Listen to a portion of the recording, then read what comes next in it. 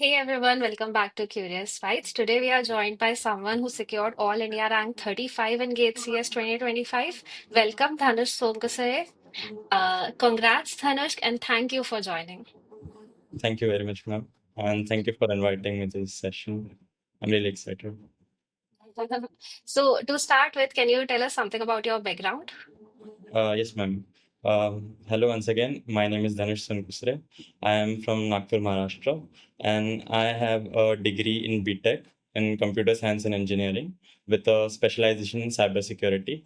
I am a 2024 pass out, and in my recent attempt of GATE, I secured an All India rank of 35 in the Computer Science and Information Technology category. Okay, so when did you start preparing for GATE and was this your first attempt? Technically speaking, it was my third attempt, but if in my third year I gave a really casual attempt. I just filled the form and woke up one day and realized, oh my God, this is the exam date. And I just went there, walked in. My first serious attempt was in 2024, and I did a lot of mistakes really in that time because I started late, first of all, and never really had many resources in 2024. So I decided to like give it one last shot in 2025, and I think it all worked, and I secured a great time. Also, what did your daily routine look like while your GATE prep? In my 2024, I had college as well, so mostly the time went by like from 10 to 3 at least I had college, but I made sure to like watch lectures at least like 2 hours lecture at least three in a day. So about 6 hours of my day would have to be lectures at least. I made sure, but you know how routines work. We are not able to achieve every day consistently. So I don't think I had a really planned routine in my first attempt, at least the first serious attempt. But eventually everything worked. So, as you have been preparing for GATE for last 2 years, were there any burnout phases or distractions? In And how some, did you handle them? there were many burnout phases in my journey because you know GATE has a vast array of subjects, and you get bored once in a while preparing for Mhm. one after the other. But I know I had like no way out. I had to do this. I just logged myself in. I don't know how, but after everything, something clicked in me. And I remember a time when I had like 6 months left, and I hadn't done any revision. That's when I think it clicked that I had to do it. I don't have any other option, and I have to lock in. And that's after that, I don't think I had any burnout or distractions at all. If I think about it, I had like 10 minutes of timer in my mobile that I would not look more than 10 minutes Oh. my smartphone. So that Mhm. really helped also because you don't know, like you start an app, you forget about everything that you're doing, just scroll mindlessly for like 2, 3 hours. You don't even realize where the time went. I would say one really good point that I did was just lock my phone for 10 minutes. That is a very nice suggestion to, avoid using phone a lot. And once you decide an aim and you're determined on it, then it's really easy to stay focused. Could you walk us through your entire preparation journey? Like when did you start your syllabus? When was your syllabus completed? When did you start revising? And when did you start giving tests and everything? So in my like fourth year, I started the gate preparation solely because I was like really not confident in my placement opportunities. But I started really late. It was like September, late September or October, and I knew subjects as well. So I knew what subjects I had to prepare, but I Mm-hmm. also knew that there are the time period that I have is really less, like around 4 or 5 months. So I only focus on subjects that I can do well in and not really start a new subject and like go through it all along. So subject coverage was not really my focus. It was just like I had to do this minimal subjects in really great depth. So in 2024, it was really cluttered. I did not have a routine. It was just lectures all day, no practice at all, and I never had a deadline as well. Like I had to do a certain task at a certain time period. So in my January as well, I was just doing lectures, and looking back at it was really a bad idea. but I didn't even do PYQs as well. The only PYQ that I solved was during the lecture if some teacher would like solve a PYQ. So that's Mhm. what my exposure to PYQ was. And then like in when there was like 15 days left, 2024 was like February 15. So when February started, I stopped looking at the lectures and just looked at my notes and started revision like 15 days ago only. And looking back at it, I had like six subject prepared.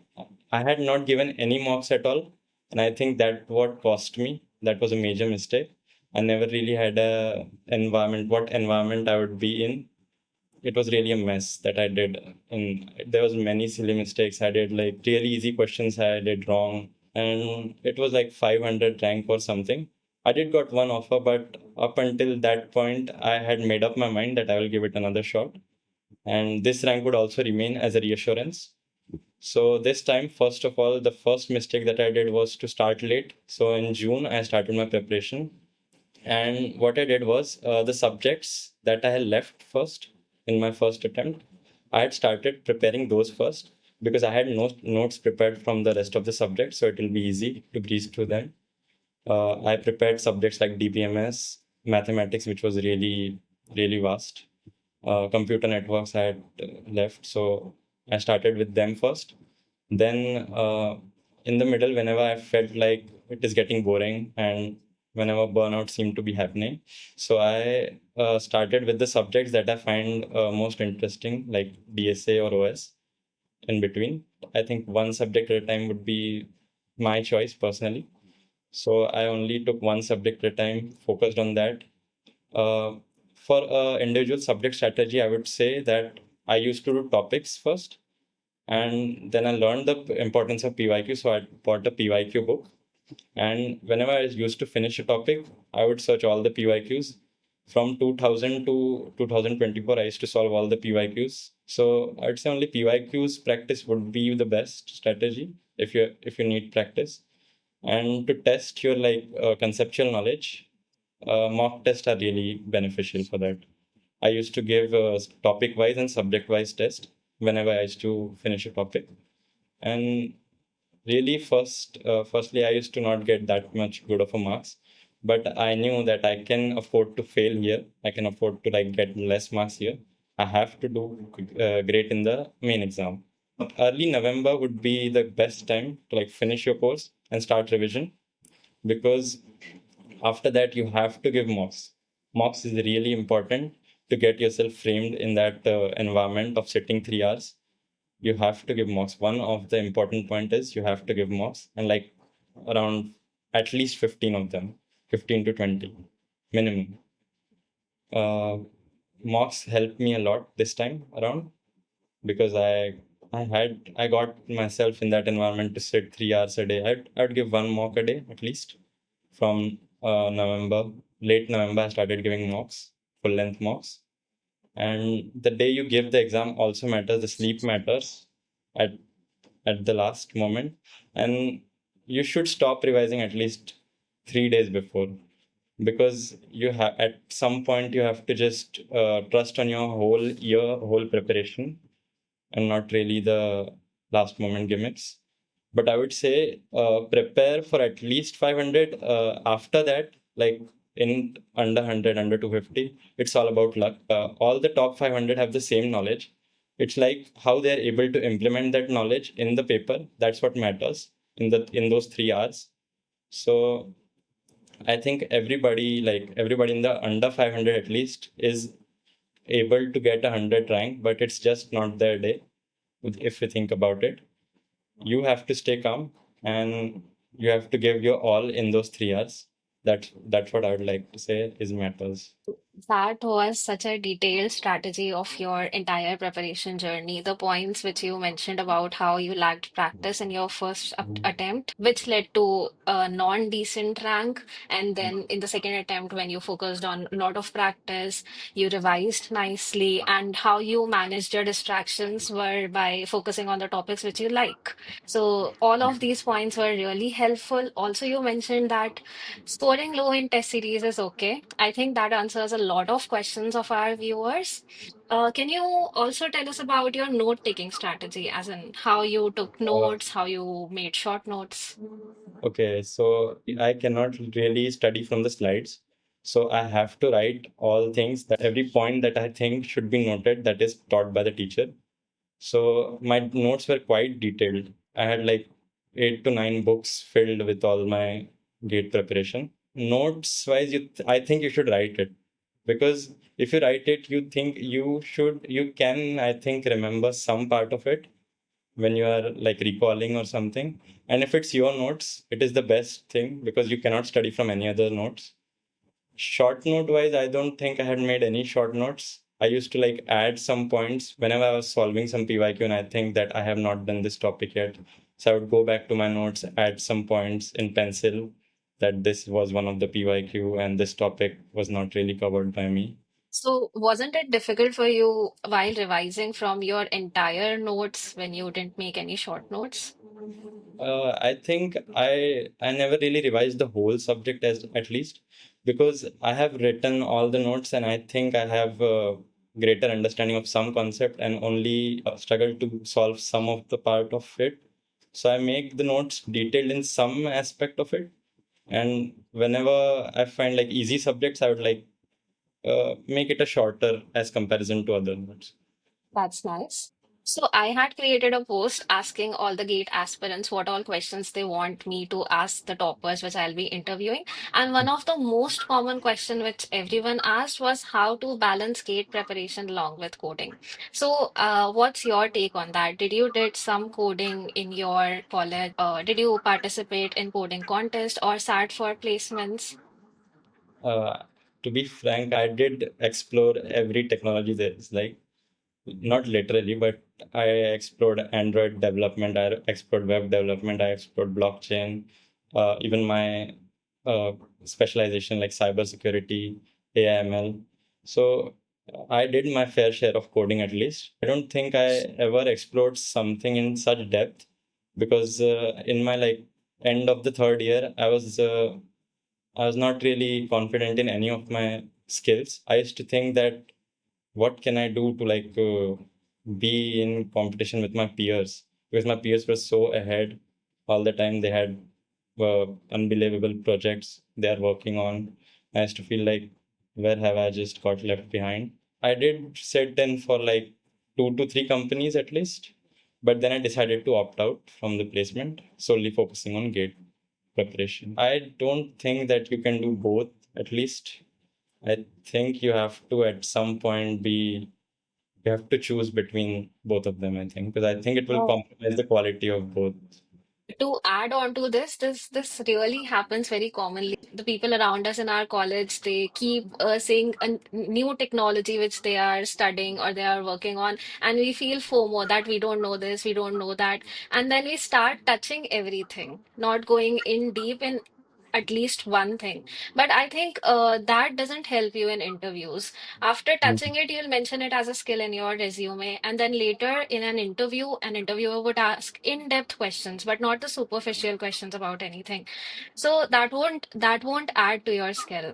A better suggestion would be to, know about everything, but in deep, you should focus on working on one or two technologies. Do you agree with this? Surely, surely. Okay, so coming back to Gate, you mentioned that it's not possible to do both the things simultaneously, as in coding as well as Gate prep. Seriously, even I, sat for placements, and as soon as I got an offer, I just got back to Gate. What it added was it added more confidence that even if I fail Gate, I have a backup option. Hmm.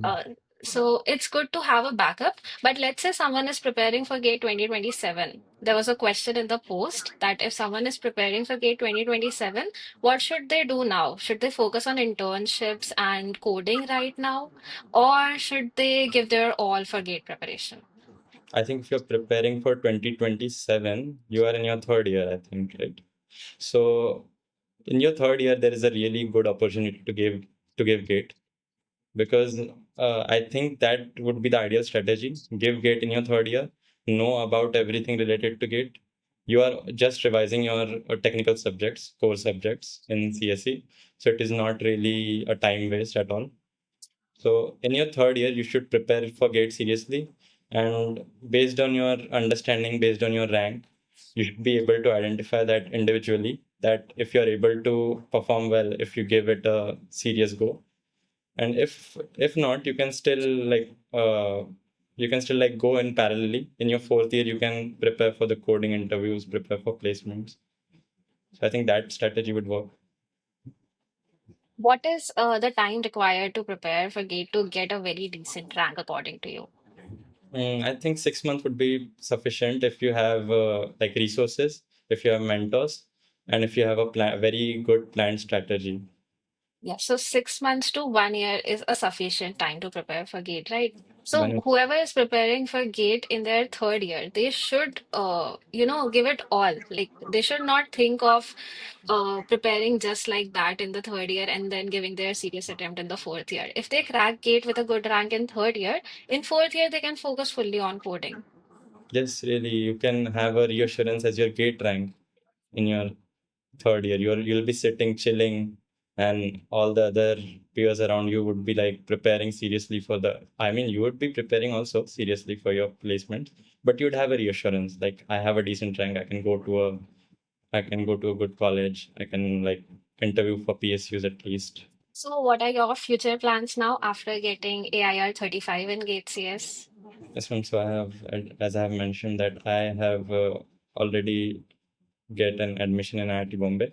Did you appear for any IIT MTech interviews after GATE, like in Uh, your previous attempt or in this attempt?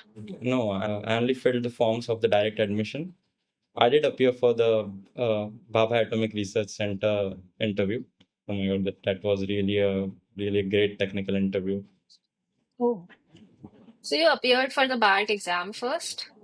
I appeared for the BARC exam. I qualified that, and I also Mm-hmm. like, there was like a gate cutoff. I also cleared that, so it was from both, and I qualified for BARC exam. BARC Oh, interview. nice. So how was your interview? Are the results out? Yes, ma'am. Results are out. I didn't make a cut, but I think that for BARC you have to. I explained it to one of my friends. Like I was Mhm. prepared for the what, but they asked me how, and it really threw me off.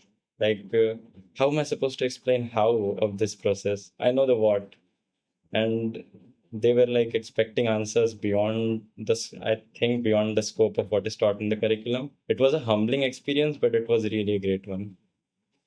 Oh, that sounds really interesting. So basically, any interviews after cracking GATE would focus on the how. Don't you think so? Because we have proved that we know the what by Wow. cracking the GATE exam. Yes, ma'am. I got the experience firsthand, and I think I have so much things to learn even after achieving AI 35. And I think I needed that. I needed it really badly. So, let's say you have to start preparing for GATE again for GATE 2026. Is there something you would do differently for this attempt, or you think your preparation approach was exactly what you needed? I think the 2025 approach was exactly what I needed. It was like start early, buy a mock test, like revise, at least revise each subject like once in your whole preparation. I think I did like three revisions, like not really counting the third. It was just to overlook all the notes. But I think you should revise twice. Mock tests are really important. It gets you familiar with the exam environment, and PYQs are also necessary for your practice. So I think this was like the ideal attempt, and it gave me the ideal result as well. That's really nice to hear. Finally, I would like to ask some questions as a rapid fire round. So, what was the most challenging subject for you? Challenging. I think I found TOC the most challenging because like it has like multiple approach to solve a problem. I think like in the DFA NFA part, I found it really challenging because there is a step-by-step approach to it, but there is also an option elimination approach. And I would like watch the question and I would like just watching it for like 1 minute straight and think which approach should I go for. It will waste my time eventually. So TOC was really challenging.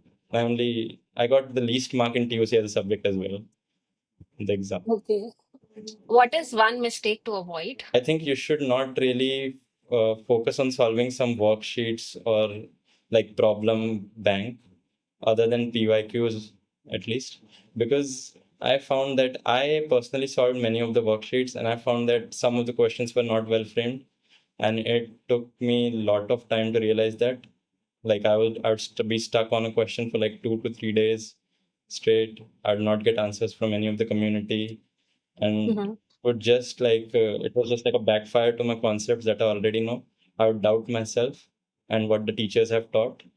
So I think you should avoid solving many of the uh, publicly available workbooks, because most of the time the questions are not well framed.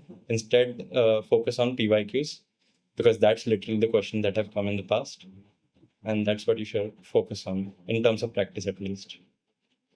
Oh, that's a point to note. Avoid any confusing questions which could mess up with your existing concepts. Hmm. Uh, was there any subject which you ignored? I think I ignored aptitude and engineering mathematics completely, Oh. because you know how aptitude is in GATE. It's like not really up to the point with the rest of the paper. And Mhm. engineering mathematics is one subject that I didn't really find any of the like resources easily, and that made me like drop the subject eventually. So in the entire gate prep, what all resources you used? I mostly use like Unacademy for Mhm. recorded lectures, and other than that, I use like the YouTube. YouTube was really helpful. ChatGPT for some of the doubts. Mhm. And for mock test, I used like Gate Overflow and Go mock test. There was like a combo of those. That was really helpful. Someone asked me what test series you should buy. I'd suggest them Go, because the questions they did was very well framed. How to stay consistent when you are preparing in your drop year? Consistency was a really big issue. I think you should not focus on consistency from the start as well. Just give everything that you have in a day, like maintain it day by day. Like track by track, you can just achieve consistency. But eventually, you get burnout, you get distractions that are part of it. You should not like focus too much on it. You should think about maintain your own deadlines. That would be one of the tips I can give. Maintain your own deadlines, reward yourself with them. Like if you achieve those deadlines, that's how you can achieve consistency at least. Thank you so much, Dhanush, for sharing such detailed insights. It was really helpful. It will help all the GATE aspirants. Your mistakes to avoid, what worked for you, and everything was explained very nicely. Thank you so much for that. To all the viewers, if you have any doubts, you can drop them down in the comments. I'll also link Dhanush's LinkedIn where you can connect to him directly and ask your questions. Is that all right? Yes, ma'am. Okay, don't forget to like, share, and subscribe to Curious Bytes for more such conversations.